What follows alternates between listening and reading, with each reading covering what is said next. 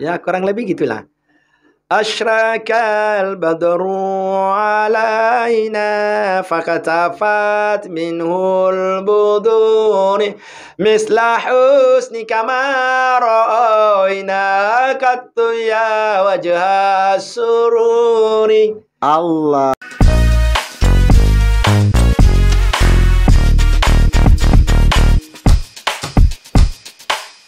Assalamualaikum warahmatullahi wabarakatuh.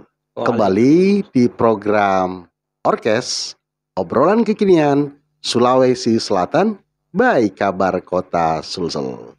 Baik para netizen, para viewers, kali ini alhamdulillah, puji syukur kehadirat Allah Subhanahu wa taala, Tuhan semesta alam yang memberi kita keselamatan, kesehatan, dan kekuatan, menyempatkan hadir lagi di studio podcast by Kabar Kota Sulsel, tidak lain dan tidak bukan untuk menghibur para netizen sekalian dan menambah edukasi wawasan serta pemahaman tentang sebuah diskusi yang menarik. Kali ini saya ditemani oleh pencinta budaya Todaka ya, dari komunitas pencinta budaya Todaka. Mungkin para netizen baru mendengar istilah komunitas pencinta budaya Todaka. Tapi eksistensi mereka di Indonesia adalah sebuah keniscayaan yang harus diakui karena bagian daripada Nusantara itu sendiri. Saya tidak akan panjang lebar dan tidak akan berlama-lama karena kebetulan kami mengundang beliau dengan sangat susah, akhirnya menyempatkan waktunya untuk hadir di studio podcast Orkes by Kabar Kota Sulsel. Waktu dan tempat kami persilahkan. Bismillahirrahmanirrahim. Assalamualaikum warahmatullahi wabarakatuh. Waalaikumsalam. Bismillah walhamdulillah. Allahumma salli ala sayyidina Muhammad wa ala ali sayyidina Muhammad. Manusia tentu dalam perjalanannya akan mencari titik akhir. Dan manusia ketika melakukan perjalanan di bumi ini, finalisasinya perjalanannya adalah dunia ketika ditinggalkan lewat dengan pintu namanya kematian. Manusia dalam membangun peradabannya tentu ada batasan waktu yang bisa dikatakan ada ruang pergerakan awal, pertengahan, atau puncak kejayaan, dan bahkan akhir dari sebuah kejayaan perjalanan manusia itu. Begitu juga dengan sebuah ekstensi suku kerajaan akan hadir dan akan muncul dan akan tenggelam. Sebagaimana dalam pemaknaan dalil bahwa tilkal ayyamu nudawiluha bainan nas. Demikian itulah ayyam, hari-hari, kejayaan manusia itu dipergulirkan untuk seperti apa dinamisasi perjalanan hakikat kemanusiaan di bumi ini.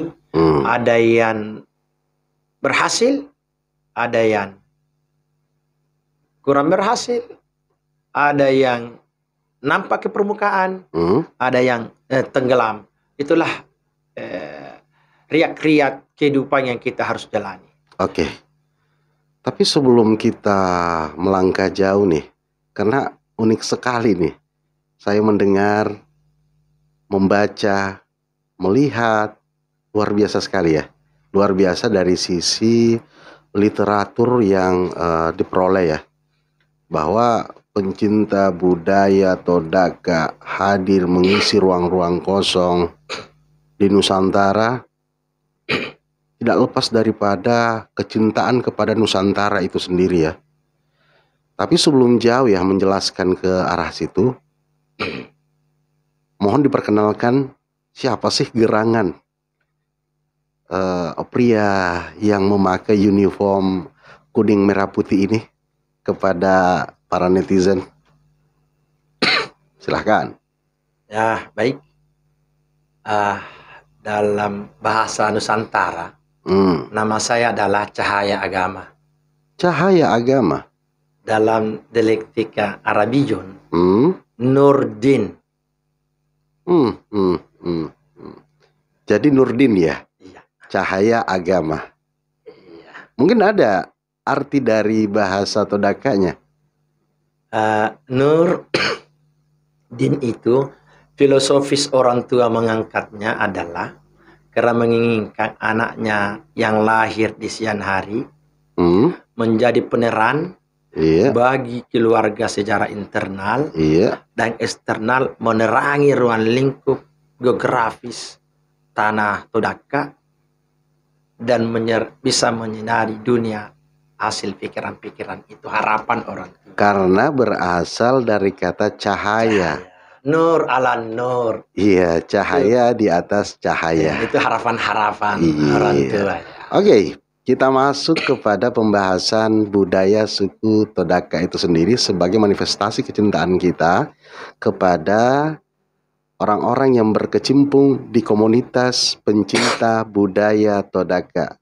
Sebenarnya, apa sih yang melatar belakangi berdirinya komunitas pencinta budaya Todaka ini?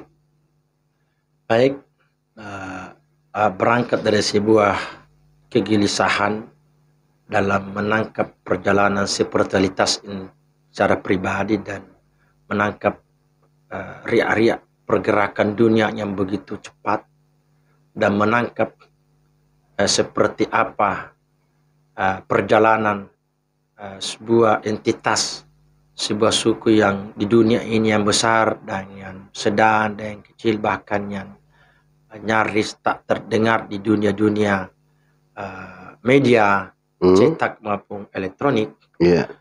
Itu ada rasa kegerasangan ketika saya memasuki perpustakaan-perpustakaan yang ada di Sulawesi Selatan. Saya masuk di beberapa perpustakaan di Jogja karena kebetulan ibu S2 di sana. Ibu ini Sunan Kalijaga Jogja.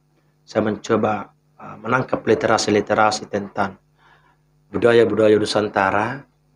Saya ada menggelitik di dalam kedalaman hati nurani saya. Kok tidak ada kamus yang saya menemukan literasi Sunda, Jawi, Jawa, Betawi, Bugis, Makassar, Toraja, Mandar. Saya tidak menemukan di literasi tentang Todaka itu. Itu yang menarik sehingga saya masuk di beberapa tempat di Jogja selama beberapa tahunnya di sana bersama ibu tercinta. Saya menangkap beberapa tempat orang memakai bangga dengan memakai bahasa daerahnya sebagai manifestasi ketika mencintai bahasa daerah, maka itulah kecintaan kepada negeri Nusantara. Karena Nusantara hadir karena berbagai macam etnis suku yang eksis di dalam Nusantara itu. Bersuku-suku, berbangsa-bangsa, tetapi dengan satu bahasa, yaitu bahasa Indonesia.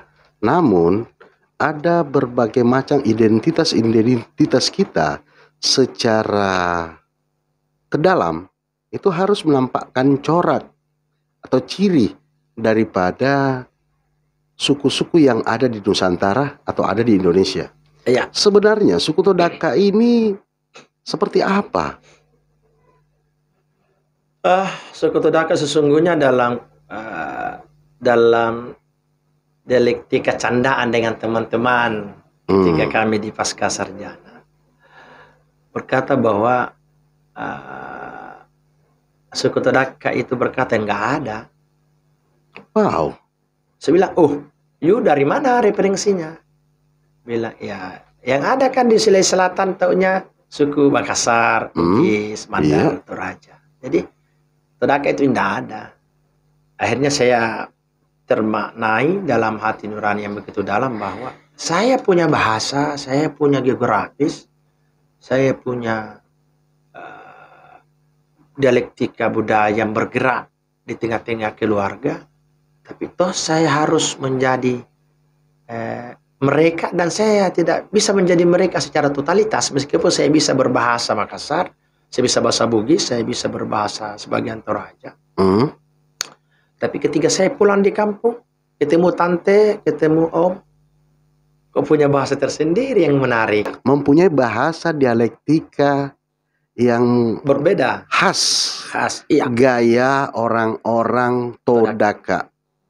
Seperti apa contohnya? Contoh. Dalam keseharian kita ya. Misalnya ke Malai kampung, ke pulang kampus, ke biasa lumpulo ki Indre Jupondong. Artinya. Si 50 ki itu.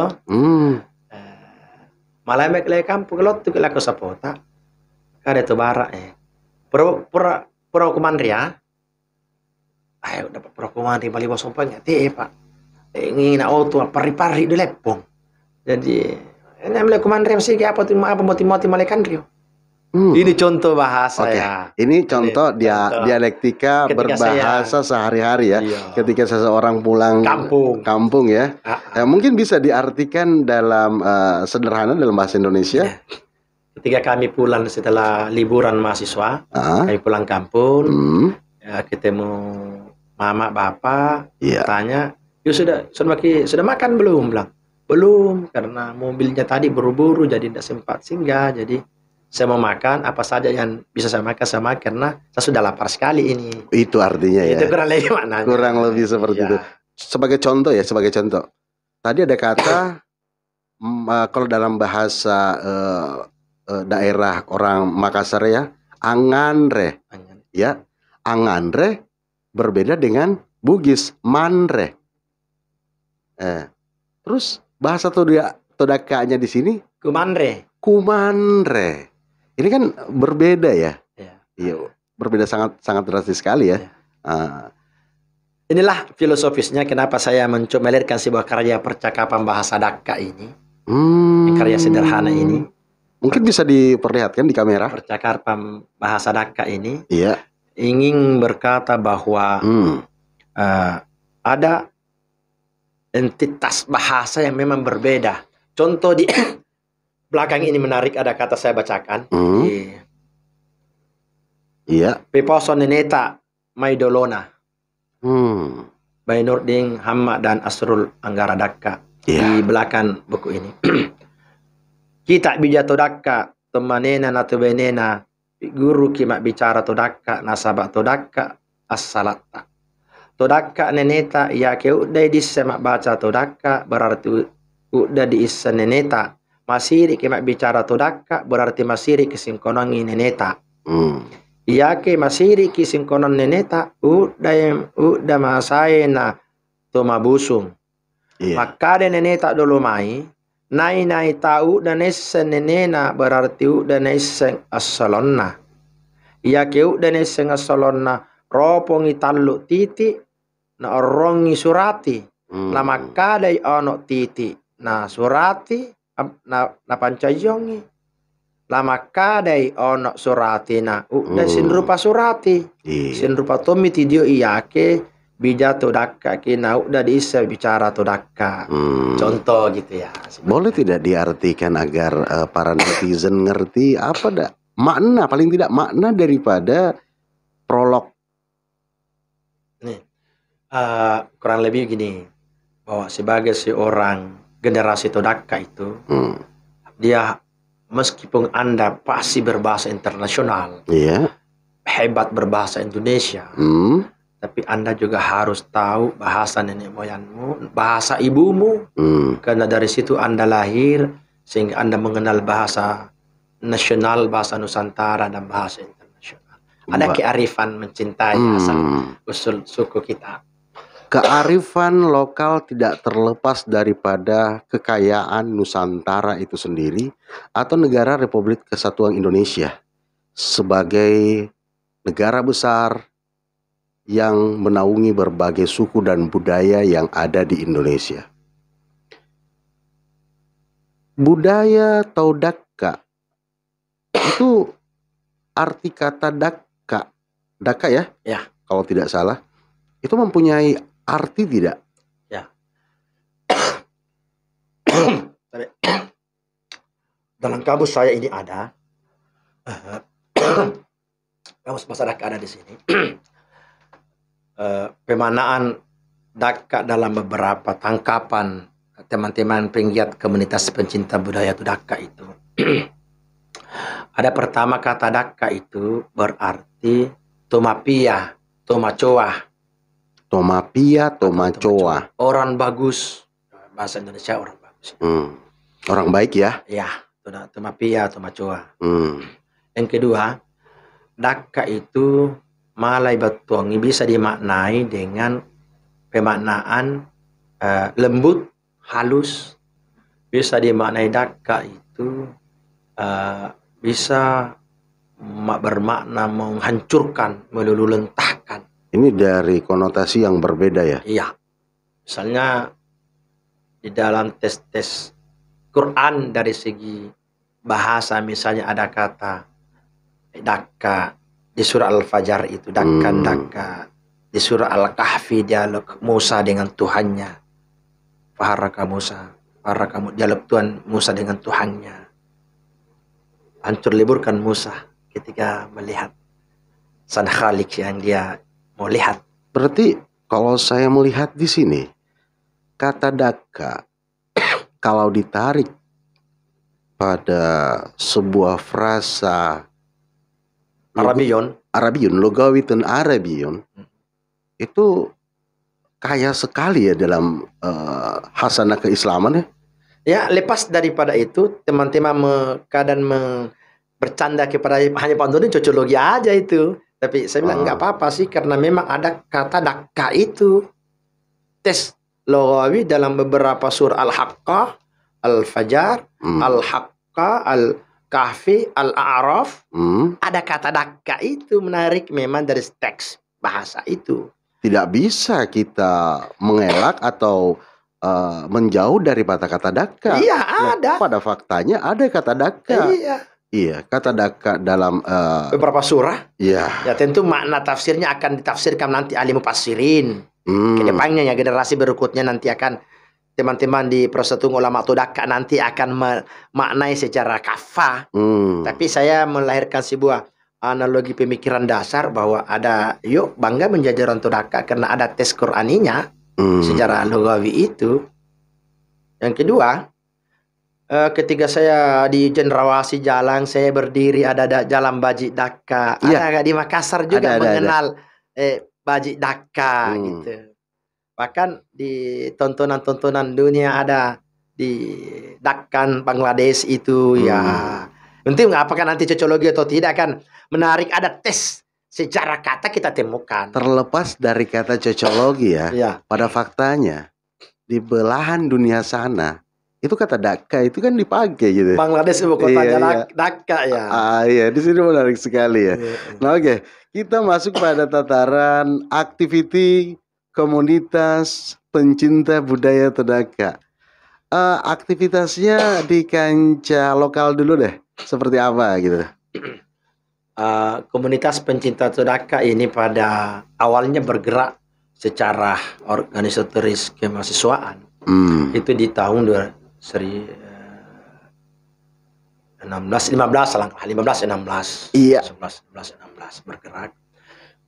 Berhimpunlah teman-temannya mencoba, ada pengembaraannya dengan berbagai tempat, pembacaannya tentang Bhinneka Tunggal Ika, resapan Nusantaranya, dan akademiknya yang menuntut dia sebagai seorang pencari sesuatu, peneliti, keilmuan untuk memboboti dirinya ke depan.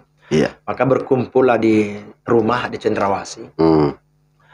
Teman-teman dari mahasiswa dari berbagai kampus di Makassar. Yuk kita bareng-bareng melakukan aktivitas yang bermanfaat untuk sejuta tahun ke depan bagi anak cucu kita ketika kita meninggalkan dunia ini.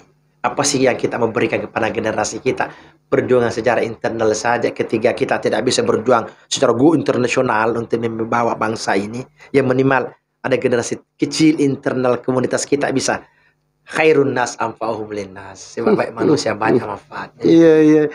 Berarti berbekal dari dalil ini ya. Ya, khairun nas anfa'uhum linnas. Oke, ini dari kalangan mahasiswa itu sendiri. Jadi lahir dari kalangan mahasiswa Civitas Academy ya. Iya. bentuk kecintaan kepada budaya sehingga melahirkan Organda Todaka ya. Ya. Luar biasa, berarti mempunyai ikatan kuat juga di kalangan Civitas Academy. Ya, inilah mungkin sebagai wujud pergerakan teman-teman yang mahasiswa yang dari Sulbar atau dari Sulawesi Selatan yang orang tuanya tinggal di Palopo, orang tuanya tinggal di Makassar sendiri, orang tuanya tinggal di keluarganya ada di Takalar, ada di Makassar. Iya. Kita yuk gabung-gabung, berpikir lepas untuk sebuah mencintai Bhinneka Tunggal Ika, bangun peradaban Indonesia. Mantap sekali ya. Itu dari kalangan Civitas Academy ya. Mampu menguraikan kecintaannya dengan bentuk mendirikan Organda. Organisasi kedaerahan ya. Oke. Ada tidak dari kiprah dari sisi lain gitu? Seperti aktivitas di luar daripada Civitas Academy.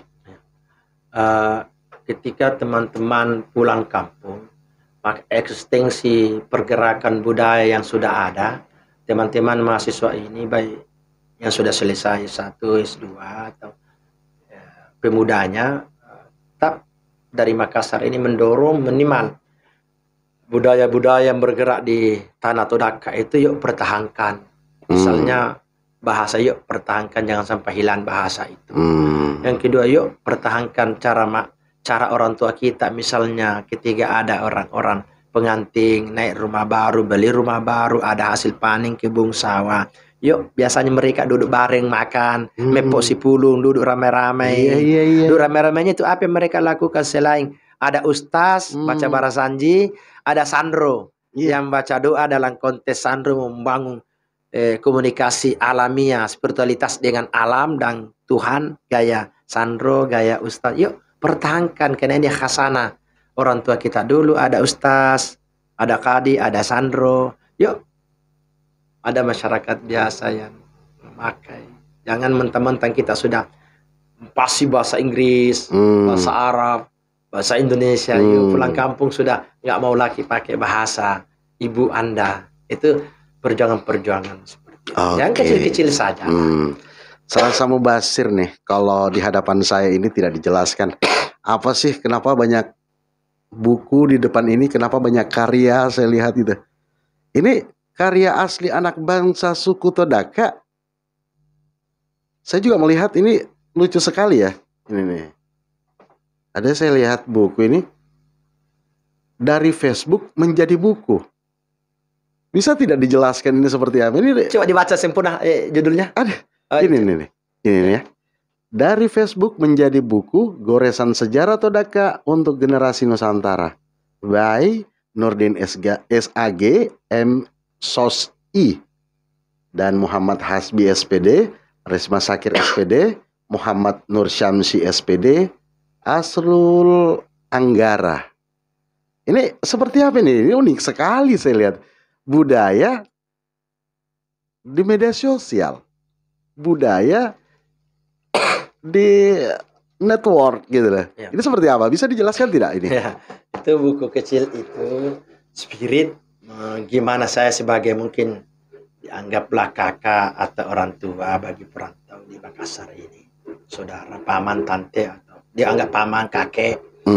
Saya berpikir daripada Anda bermain terus di Facebook untuk kepuasan pribadi Anda, mengapa Anda tidak membangun berFacebook dengan melahirkan sebuah karya 1000 tahun ke depan?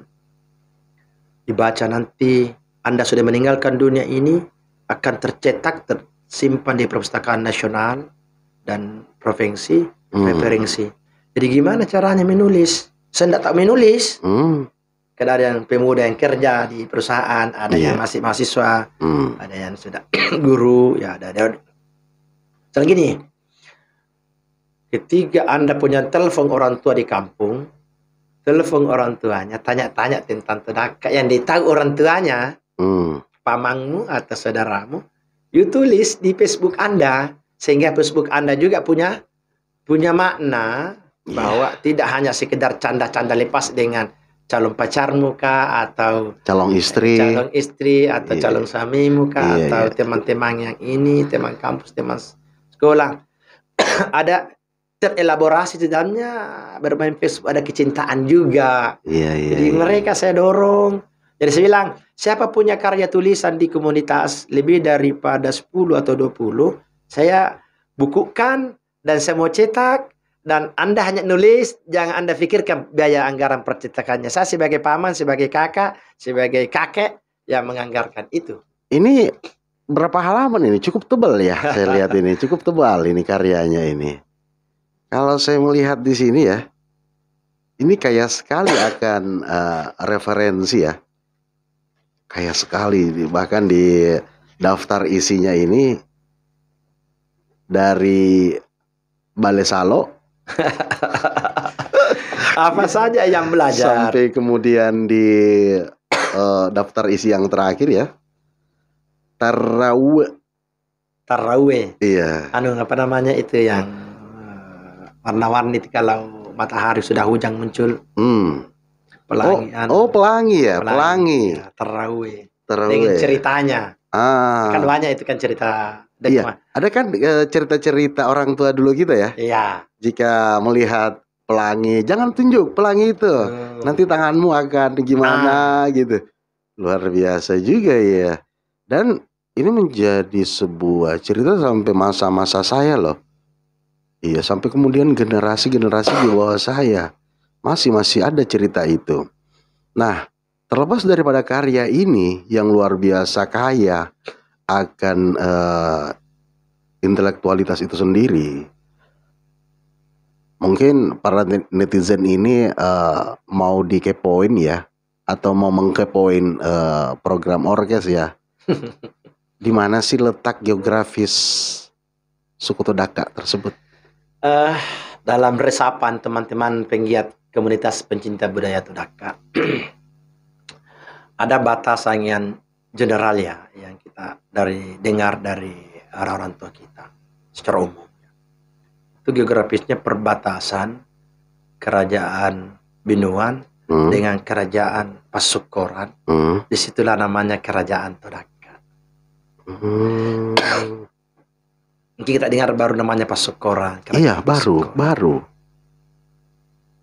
Iya, betul. Cerita-cerita tentang Pasukoran masih ada, kita sering dengar. Cerita tentang kerajaan Binuan dulu masih. Seumur-umur saya 48 tahun ini. Tentu umur-umur 50, 70, 80 tahun ke atas masih masih banyak. Tapi generasi umur 20 tahun ke bawah, 15 tahun ke bawah mungkin terasing. Mungkin dianggap sebagai sebuah dongeng-dongeng aja. Tapi inilah karena beberapa referensi atau literasi-literasi yang hari ini kita merasakan di sekolah-sekolah di Sulbar itu, kita tentu teman-teman, seorang guru, seorang dosen ketika masuk di perpustakaan besar, iya, kan nyaris kita tidak menemukan referensi itu. Inilah spirit mengapa saya harus melahirkan beberapa karya-karya, misalnya seperti Barasanji dalam bahasa Todaka. Minimal saya spirit ketiga teman-teman pakai Barasanji dalam bahasa Bugis, bahasa Makassar, bahasa Toraja, bahasa Manda. Saya ingin berkata bahwa yuk kami punya juga Barasanji ala Todaka begitu. Ada nggak bahasanya? Ada. Kan yang menarik di Barasanji itu kan ada istilah asarakannya. Ya. Kalau dalam bahasa Makassar itu kan asaraka ala badaro alaina. Itu kan kalau versi Makassarnya ya. Versi orang-orang Makassar, kan saya sendiri kan orang Makassar. Ya.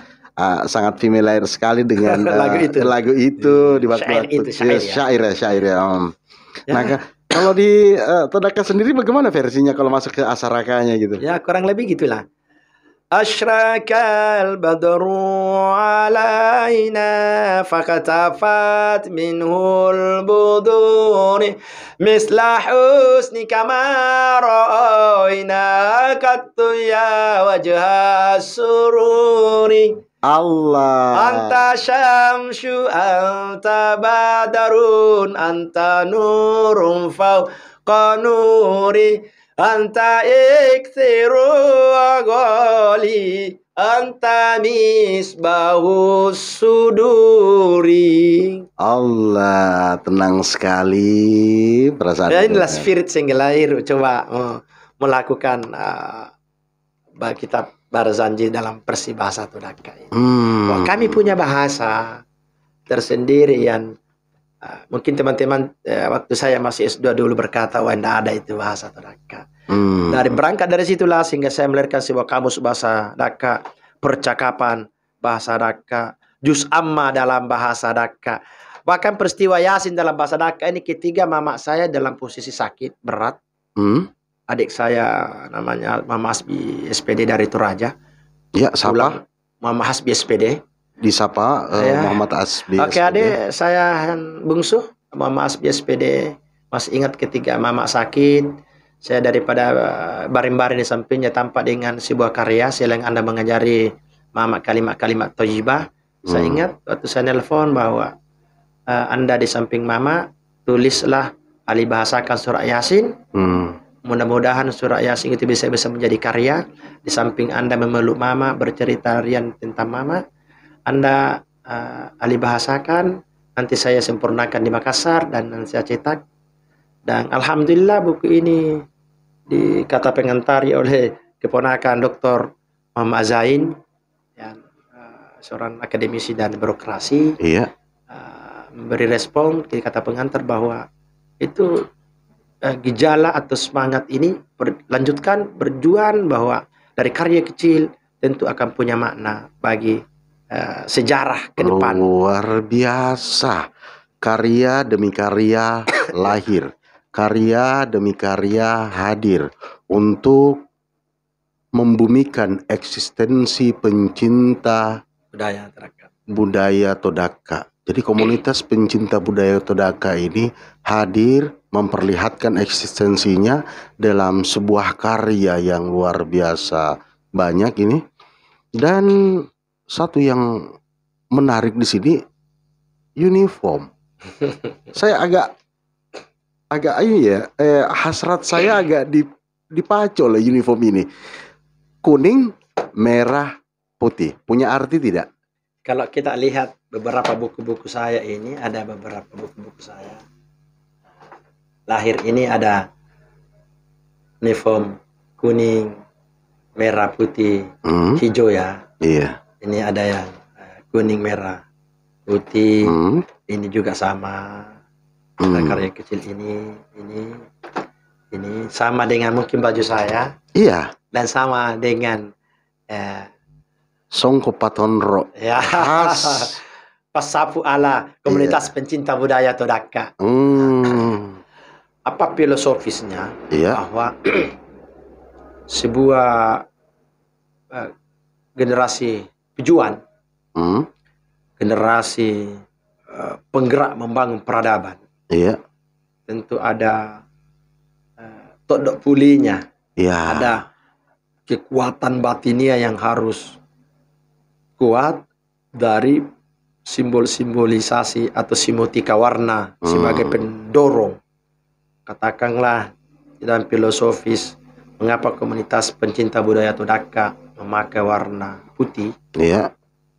Bahwa sebuah mahasiswa, siswa dan pemikir yang pertama dia bangun itu adalah kesucian, kejernihan hati dan pikiran yang bersimbolisasi keputihan.